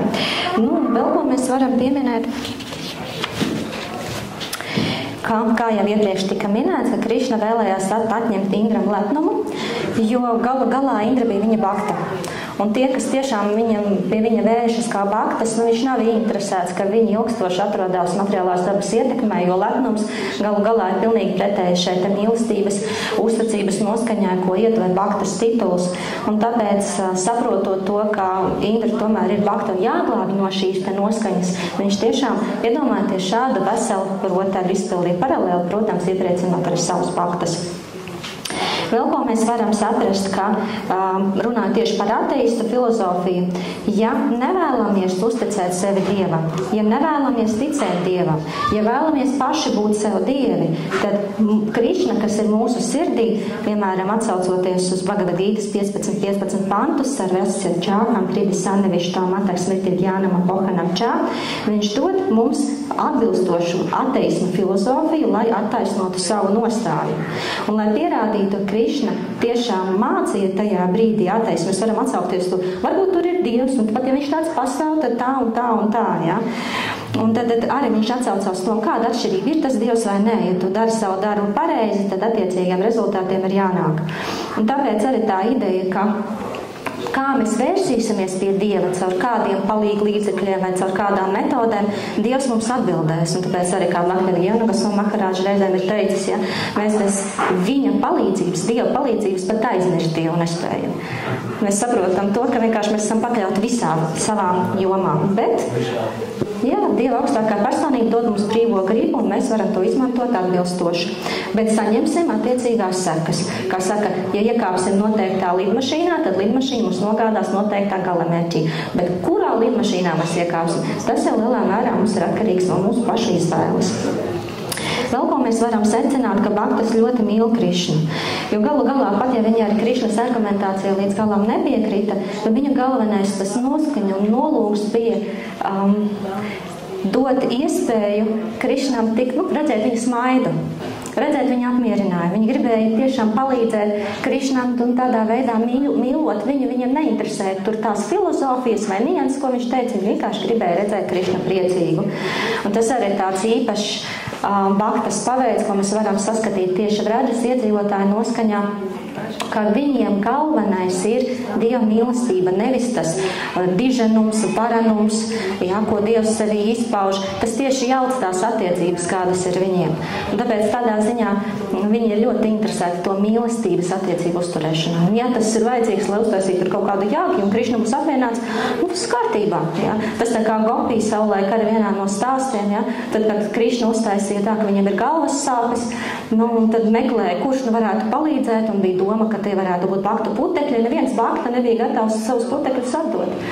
Vienkārši teica, tas taču milzīgs apvainojums savus putekļus Dievu uz galvas, par kā ārprāts. Tad, kad atnāca pie Gopija, jā, uz rindām, jā, es teicu, visu lūdzu, ņem, visus tur putekļus savāca, visu tur smuki, tur salika, jā, tad ņemiet. Un tas cilvēks sanāk, laikam tas bija Nārada Munīši, tā ka, bet jūs iedomājaties, jā, taču tā brellē var nonākt par šitādu tēvu uzvedību. Saka, ka ja Krišnam, kaut vai drusciņi ir no tā labāk, ja viņš ir laimīgs, ja viņam vairs nesāp, mēs esam gatavi jebkādā ellē. Un tā ir tā Vraģas iedzīvotāja noskaņa, jā, uz ko mēs varam meditēt un domāt, lai gan zināšanas viņiem ir, viņiem tā filozofija nav galvenā. Un beigās, ko Radhanata Swami Maharāža saka, vētrās ir vērts pieņemt Govardhana ar domu Krišnas patvērumu. Ka, ja ir grūtības, vislabākais, ko darīt tajā brīdī, ir pašatdevīgi, kas saka, bezpalīdzīgi pievērsties Dieva augstākās personības labuspēnām. Un pie tā es arī gribētu apstāties kā tādas galvenās pamatēzes. Nebaidieties no Krišnas, mīliet viņu un esiet laimīgi. mazliet vēl palika. Izrādās nepabeidz stāstums. Krišna tā kā pieņem to Indras atvainošanos, vismaz daļai sāks pieņemt, un tur bija arī tās roptīgos, un tad sākumā Indra izteicās, pēc tam Krišna viņam to atbildes vārdu deva, un Surabhi būdama prasmīga Krišnas pārzinātāja, un vispār tādas situācijas redzētāja, saprata, ka tagad ir īstais brīdis, un tad viņa sāka runāt, vērsās pie Krišnas un teica, pasties uz Indru, ka viņš skatās uz tavām pēdām, viņam šobrīd no visām 1000 acīm līst asaras, izskatās, ka viņš ir gatavs ar savām asarām veikt tev aphišēku. Un tad, respektīvi, tas pasākums vēl pabeidzās ar to, ka Krišna piekrita, ka gribat aphišēku, vai tas ir aphišēku, un tad Surabhi ar pienu no savu desmeņa apmazgāja Krišnu, un Indra Zilona Sairavātā no Gangas atnes ūdeni, ar to viņa apmazgāja Krišnu, un bija arī tāda kārtīgi Krišnas apmazgāšana, kārtīgi Krišnas aphišēka. Un tad, Krišna teica, Indra viss kārtībā, atpakaļ uz savu mājām, turpina pildīt savu pienākumu, vienkārši atceries, ka tu neesi galvenais, un viņš būs labi. Un vēl tāds interesants moments, ko stāsta par to, kā jūs minēju, tā Indras motivācija, viņš vienkārši visu rindā un visiem iedzīvotājiem gribēja nolīdzināt ar zemi. Tas faktiski, nevienam dēmonam, ja nebija tik traka tā mentalitāte, kur noteikti tas tāds vienkārši, super milzīgs, vienkārši tāds, apvainojums tāda, pat tā pieeja. Bet Krišna, viņš tā kā nebija pārāk apvainojies, vai bija diezgan minimāli apvainojies, tāpēc, ka kāds bija rezultāts tam, ko Krišna darīja, tam, ko Indra izdarīja. Tad viņš uzsūtīja to lietu, bet visi Vrindavans iedzīvotāji kopā ar Krišnu nonāca zem Govardhanas kalna, pavadīja kopā veselu nedēļu. Tas ir tāds pietiekami unikāls skatījums, jo Vrindavanā parasti visa miedarbība notiek tur Krišna atsevišķi draugiem, Krišna atsevišķi vecākiem, atsevišķi ar kādām grupām. 10, man jau beidzies stāstām. Es jau 5 minūtes uz pādu.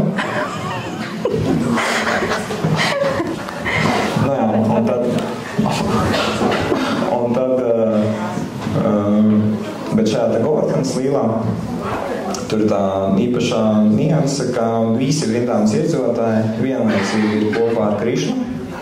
Vēl pirms tam bija tā Kalī Damans līla, kad Čūska Kalī bija Jamunā, un tur arī visi Vrindavans iedzīvotāji bija vienkops, un tur bija netik salta atmosfēra, jo tur Krišna dejos tos Čūskas cīnījās ar viņu Govardhanu, tur bija šī tā, viņi bija tā pat uzcēlosās kā tur Krišna, tur to kalnu, bet, tur tomēr saldāka atmosfēra, un veselu nedēļu Krišnam bija iespēja būt kopā ar saviem mīļiem tuviem, visiem vienlaicīgi. Tāda, var teikt, tāda rītīgi garšas rāsas koncentrācija. Ja ikdienā visu laiku arī tev Vrindavans iedzīvotāji jutās tā, ka viņš ir iespēja Krišna pavadīt laiku, bet lielāko dienas daļu viņš tur kaut kur citur ar citiem pavadu laiku. Tad te zem Govardhanas kalna veselu nedēļu. Bez pārtraukumā visi kopā ar Krišnu, visi Vrindavans iedzīvotāji. Un tāpēc, lai gan, kā skatās tā, tā Indras noskaņa bija super milzīgs apmērinājums, bet Krišna viņš tā diezgan mierīgi uzcēja, bet drīzāk to bija priecīgs par to rezultātu, kas sanāca. Pretēji, piemēram, kungam Brahmam, kad viņš nozaga Krišnas draugus un teviņus, tur atkal viņam tā motivācija, viņš kā vienkārši gribēja pastīties, kas notiks, viņš vispār nebija interesēts kaut ko tur darīt pāri, kaut kā, vai ne, tur, nezinu, kāds apmēt, vai kā, vienkārši, paņēma, pastīties, tur Krišna, vai ne, tās kopijas uzģenerē, pats izpaudās, un tur it kā Brahma neko tādu, liekas, neko jau sliktu, viņš kā nekapēja, tur vienkārši bišķīt paņēma tos govis, paņēma tos draugus, bet par to Krišna bija krietni, rītīgi dusmīgs uz Brahmu, tāpēc kā Brahma liedza viņam šo te Krišnas draugu un Krišnas govu sabiedrību. Un tāpēc, it kā tā varētu likties, Indra tur pilnīgi garām nošāva Brahmu tādu minīgi kļūdiņu, bet realitātē Krišnas acīs tā Brahmas nosītā minīgi kļūdiņu viņa ārkārtīgi, neiepriecināja, viņš bija ļoti neapmienāts, bet tā Indras ir kā super lielā kļūda, par to viņš, bet kaut kādā ziņā bija priecīgs. Un tad arī bija tās atvainošanās, ka Indra tur viņš tur 7 pantus norunāja. Jā, tur teikt, 7 panti tāda galvenie, un viņš bija apmierināts pēc tam Krišnas kārtību, un tas baigais malacīgs, viss labi, tu dodies tikai projām, jo tava noskaņa neatbilst Vrindavanas noskaņā, jā. Tur nevar īpaši uzturēties. Tiem, kam ir lepnums vai tāds egoisms, tas ne. Bet, viss kārtībā, tu esi savu izdarījis, viss labi. Bet, kad bija runa par Brahmu, tad Brahmam bija nodaļa vesela, jā, ar pantiem, ko lūkšanā viņš teicis.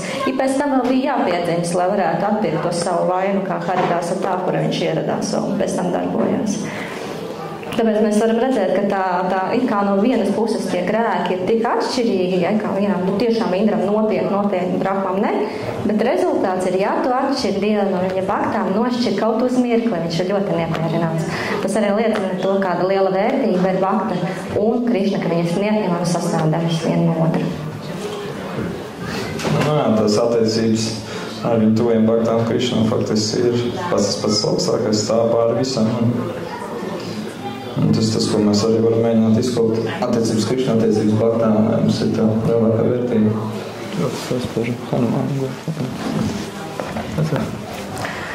Vēl, ja mēs skatāmies par oriģinālu tādu interesantu lietu, kas man pašā ir, ka mēs pētījām šo te Govardhanas vispār ideju un jēdzienu un kā viņš radies, tad uzvarāmies stāstam no Ramajānas tajā brīdī, kad tapa tilts pāri okeānam, lai nokļūtu uz Lanku.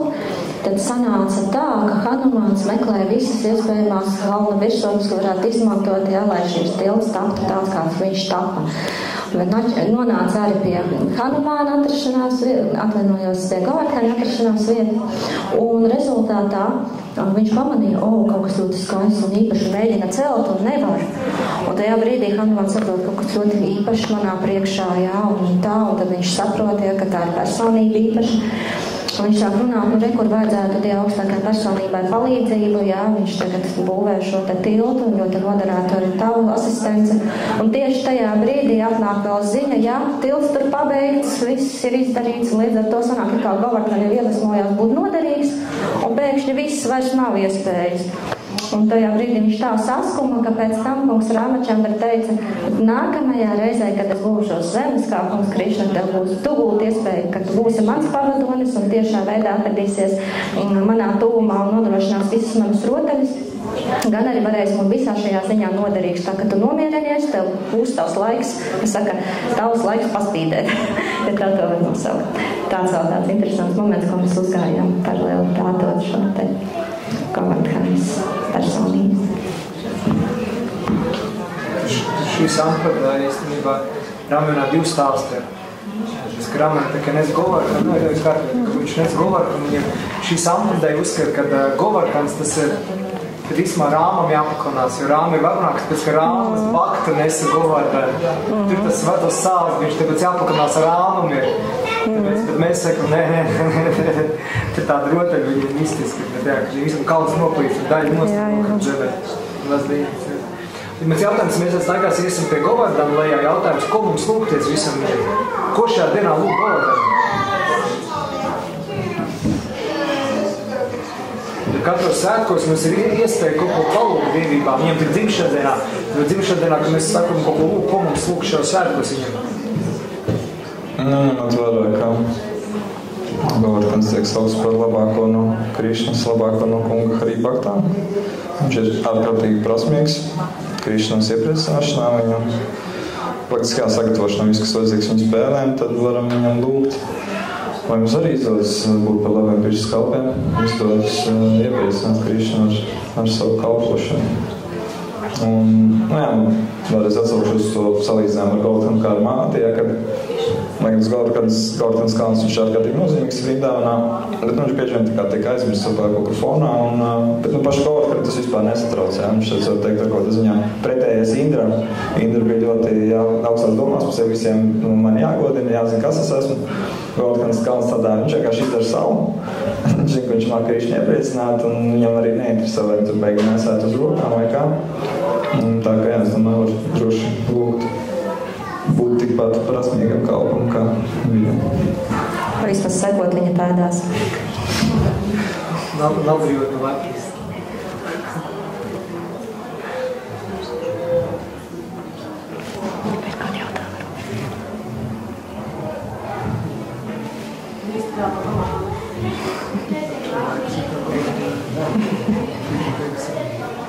Vēl kādam kādi jautājumi? Bija. Un pat Es vienkārši iedomājos, ka tad Krišna, viņš ir 7 gadu vecs, viņš redz kā bērnu, ja? Viņš ir jau augstāka Krišna, personīgi, tur viss enerģijas iekšā, viņš mīlestības avots. Kā var būt tā, ka mēs neredzējām viņā? Kad neredzēja viņā Dievu? Jā,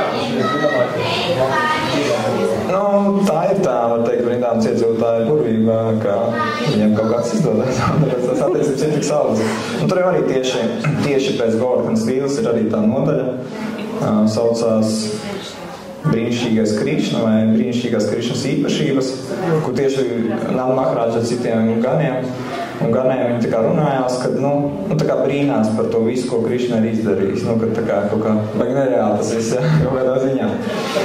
Un tad viņi tā kā domā, ka, viņš varētu būt kaut kāds tā kā varbūt varans padievs, vai viņš varētu varbūt būt pats kungs Nārāja, vai kaut kāds Nārājas izvērsums. Un tad Nanda Maharāģa viņam stāsta par to, ko Garga Munija bija atnācis, kad Krišna tikko bija piedzimis atnācis, un to viņa raksturoja, kad, faktiski, viņš ir tādā laikā atnāk tādā krāsā, tādā, un principā tur, ka, viņš necos precīzi to, kā viņš tur, bet, kad no sērijas viņš ir, tikpat, tā kā varens vai spējīgs kā kungs Višnu, un kaut kādā ziņā viņi kā saprot, ka, viņš tā kā varētu būt tā Dieva augstākā personība, bet tas svarīgais moments ir tas, ka tas viņam ir tādā, viņš tur ir kaut kas, bet, tas viņam ir otršķirīgi. Viņam primārais ir tas, ka, Nanda Maharāģa, viņš ir mans dēls. Jo viņš tas man patīk arī tas stāsts, ka viņam kaut kas var ieminēs to, ka, neatceros, kas bija, kad Utko bija atnācis vai kas, bet, kā Krišna, viņš ir Dieva augstākā personība, un Nanda Maharāģa tāds, pēc tā jokot, viņš mans zambels nesās uz galvas, kā Dieva augstākā personība, es taču viņu pazīstu. Vai arī līdzīgi kā māmiņai Jašodai, kad Krišna bija ēdis mālus, un tad viņi ieskatījās mutē, skatītos tos mālus, un tur ieraudzīja vai ne to visumu, sākumā no attālu, un pēc tam ar vienu zūmojās iekšā tas skats, vai ne? Un, tā kā viņi redz, ierauga Zemes planētu, un vēl rindā, un skatās viņa, no malas redz sevi, kā viņi skatās, un ne Krišna mutē, un pēc tam iet atkal vēlreiz, un viņi to redz, nezinu, cik tur tās iterācijas, bet viņi to visu redz, un kāds rezultāts? To viņas mīlestību un attieksmes tas neizjauc, un tā padomāja kaut kāds, kaut kas uznāca, nezinu, gals sasāpēsies vai kāds, Tur pretēji Arjunam, piemēram, kurš ieraudzīja Krišnu visu veidolu, un visi viņam sajuka savas draudzīgās attiecības Krišnu, viņš saka, atvainoties, Krišna piedod, es nezināju, ka tu piedod, jā. Māmiņa Jašoda. Kā draugs izturējos pret tevi, vai, kā šitā varēja atļauties? Māmiņa Jašoda, tā ir tā mīlestība viņam tik liela, ka fakts, ka Krišna Dieva augstākā personība nespēja viņus izsist no Kā Krišna, kā viņš jūtas tajā visā?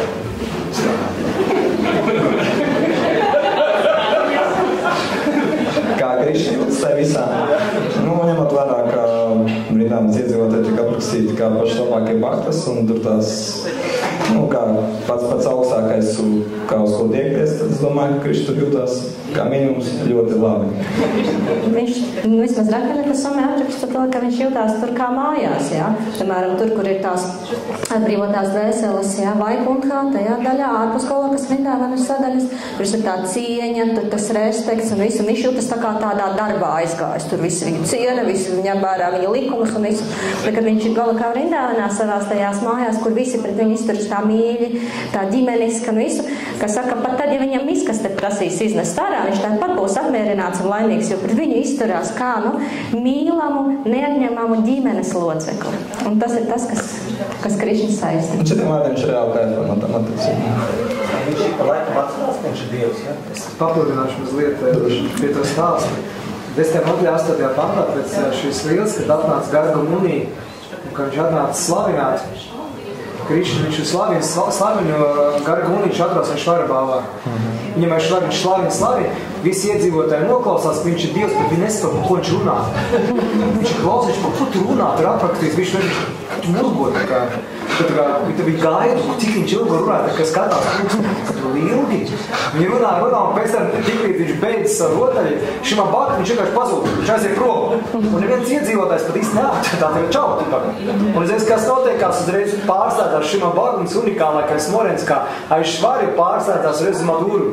Uzreiz uz tīro mīlestību, uzreiz aprakstīts, kā Krišna un Balarāma turējās teļiem pie asas un braukājās, par ko skakām. Uzreiz pilnīgi nosēs, tas, ka Vrindāvanas iedzīvotāji, Vrindāvanas cilvēks nevar iet, kas redzina kā Dievu. Nevar iet. Viņi nevar tur atrasties, viņam nav nekāds kvalifikāts, jo vietēji iedzīvotāji nevar to saprast. Kā Brindāvanā bija piemērs Bhakti Kašmaharā, viņš saka, viņš ir, kā jums sauc Brindāvanas iedzīvotājiem, prasa, kā jums sauc Dievu, viņš ir Višnu. Viņš ir Krišnu. Krišnu man kaimiņš ir. Viņa tā skatās, saprotiet, to tikai. Es domāju, ka mēs, dārgie, iesim lēnā garā lejā, pēc, kad Intanīlam ir jautājumi, pēc tam viņš ļoti pārnāties vēl. Gaura nādies ar noliek, ka tas viņam brālēns. Bet tagad, dārgie, vaišanā pateiksim paldies mūsu lektoriem. Par Ukram Prabhu Ki! Gopika Ki! Šopapā Kīča.